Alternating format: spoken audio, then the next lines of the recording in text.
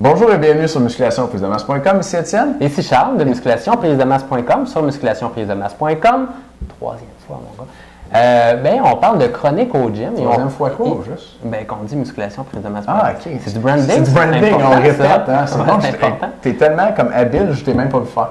Puis moi, je sais pas pourquoi, je le sais par cœur. L'adresse de musculationprisemasse.com, je la connais. Des fois, quand tu arrives sur le site, Ouais. tu as déjà un avantage, tu sais, d'avoir ça un petit peu le nom, musculationprisemasse.com. On a-tu pensé à ça? Je pense que oui. Hein?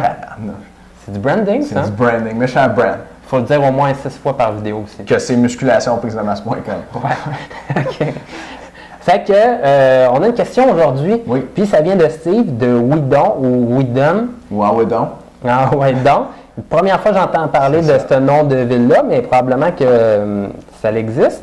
Parce que les gens mettent jamais d'informations fausses dans nos formes. Non, jamais, c'est jamais arrivé. Toujours vrai. Puis Steve, ça a l'air d'être un bon gars, fait que, il vient de Widon ou Widom. Et son âge, 25 ans. C'est comme à la télé, ça. Ouais. Hein? Quand tu le vois à la télé, c'est parce que c'est vrai.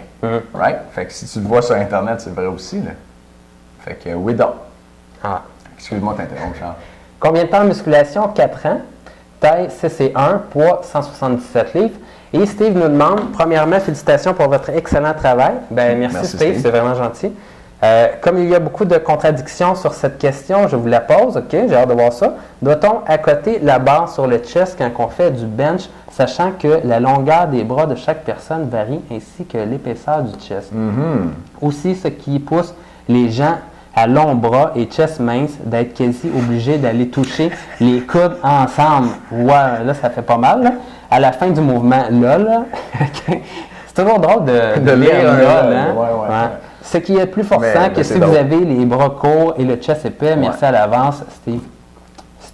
Bon. Fait que, moi, je peux répondre à cette question-là très facilement. Puis je pense que c'est un avantage même de descendre le plus bas possible en faisant le bench press. Et c'est un petit peu la même chose aussi si vous faites des fly ou si vous faites des DB press, donc avec des dumbbells comme ça, vous descendez, donc des variantes pour travailler vos pectoraux.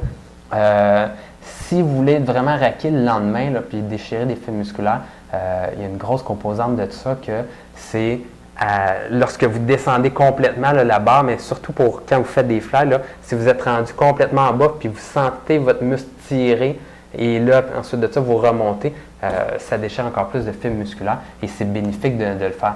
Et on veut quand même travailler sur une amplitude qui est complète, donc des fois, ça a sa place de faire des séries partielles, donc on peut faire des demi-mouvements, par exemple au bench press pour travailler. On sait que la première portion du mouvement, on est un peu plus fort, on peut surcharger notre système nerveux, des phases comme ça, mais sinon, essayez vraiment d'avoir une amplitude complète. Et il y a des gars qui essayent d'avoir vraiment le maximum de poids sur le bench press pour pouvoir impressionner un peu au gym, mais essayez donc finalement de contrôler la barre comme il faut et de descendre complètement jusqu'en bas, parce que si vous trichez tout le temps puis vous faites juste une petite partie, puis vous arrêtez ici, là, puis vous remontez. Mais dans le fond, cette partie-là ici n'aura jamais été entraînée et c'est des gains de masse musculaire que vous perdez. Cool. Moi, j'ai une opinion légèrement différente. Vas-y, Étienne. Je pense que Steve a quand même un bon point. Là, c'est sûr que les bras longs, la poitrine mince, les coudes qui se touchent en arrière, c'est assez rare qu'on voit ça. Mais je pense quand même que à ce niveau-là, il n'y a pas... Idéalement, il n'y a pas une recommandation qui marche pour tout le monde. Ah bon? Puis, je pense qu'il y a des gens qui ont des épaules qui ne sont pas faites pour faire toute l'amplitude. Puis, si on dit à ces gens-là, vas-y, fais toute l'amplitude, ils vont finir par se blesser aux épaules. C'est sûr que l'idéal, ça serait, si vous êtes capable, dans le fond, faites-la toute. C'est sûr, si vous êtes capable, faites-la toute. Mais, ce que moi, je vais vous recommander, c'est d'écouter votre corps. Même si ça sonne un petit peu fif, on n'a pas peur des mots. Il y a des gens pour qui ça va être bras parallèles au sol. Donc, je vais m'arrêter ici, juste à la hauteur où Charles vous disait que c'était trop loin. T'sais. Mais il y a des gens chez qui c'est là la hauteur où on peut aller confortablement sans se blesser à l'épaule.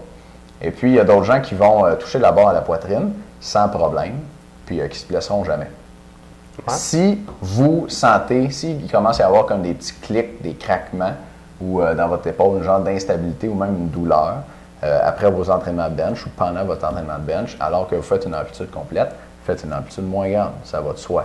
Si vous pouvez le faire au complet, puis vous choisissez de faire une amplitude moins grande pour mettre plus lourd, c'est pas une très bonne raison parce qu'effectivement, l'étirement, c'est une composante importante de la prise de masse musculaire. Puis là, vous gagneriez à mettre un petit peu moins lourd, mais à faire le mouvement au complet si vos épaules vous le permettent. Donc, moi, je pense que vraiment, il y a des gens qui ont des épaules qui ne sont pas faites pour faire un mouvement où j'envoie mes coups de verre comme ça à chaque fois. OK. Ben moi, je continuerai dans ce corridor-là. Alors, le corridor même. C'est beau mot, hein? J'ai pas réussi à en trouver d'autres. Vous allez le voir, quand vous allez descendre, là, il y a certaines personnes, problèmes de mobilité au niveau de l'épaule. Et quand ça va descendre comme ça, là, il y a une épaule que ça va donner ça un peu, comme ça. Dans le fond, les mains, là, vous ne serez pas capable de descendre comme ceci, bien droit et pousser bien droit là-bas. Vraiment, il y a une épaule là, que ça va coincer un petit peu, puis que la main va tourner. Ça jamme dans l'épaule. Donc, à ce moment-là, c'est votre cas. Oui, vous n'êtes pas fait pour descendre complètement jusqu'en bas. Mais moi, je pense, contrairement peut-être un petit peu à ce que tu as dit, Étienne. Moi, j'aime pas ça quand on n'est pas d'accord. Non, la contradiction. Il faut qu'on me dise tout le temps les deux la même chose tout le temps. OK. Ouais. Ben, je pense qu'il y a certaines personnes, justement, qui se blessent aux épaules en faisant du bench press parce qu'elles se sont trop habituées à juste faire des demi-reps comme ça, puis à mettre des poids qui sont quand même pas mal pesants. Mais là, ils diraient que leurs bras, finalement, ne sont pas faits pour utiliser une charge qui est aussi pesante. Descendre un petit peu plus, là, ça va tout croche. C'est vrai. Fait que si c'est votre cas, moi, mon conseil, ce serait de recommencer avec un poids beaucoup plus léger. Assurez-vous là, d'y aller tranquillement et repousser comme ça et de recommencer à nouveau convenablement. C'est vrai que c'est plus sécuritaire. Parce que si tu as un poids très lourd que tu es capable de contrôler jusqu'ici, le jour où tu vas te retrouver avec la barre là pour une raison X, Y, Z, tu ne seras pas capable d'en monter et avoir très lourde sur ta poitrine. Ouais. Ouais. OK. Puis votre potentiel de force à long terme va être meilleur si toute l'amplitude là, va avoir été bien travaillée. Dis-moi là autre chose pour me contredire, Charles. Bon. On va donc, là. Juste comme ça, mais là, ce que tu viens de dire, c'était correct, là, mais avant, tu sais, j'aimais ça, le petit challenge. Je n'aime pas ça, moi. T'aimes pas ça, non? Colin. OK. Ben Steve, j'espère qu'on a bien répondu à ta question. Puis, merci de nous écouter. C'est pas mal ça. Merci de nous écouter. Yes.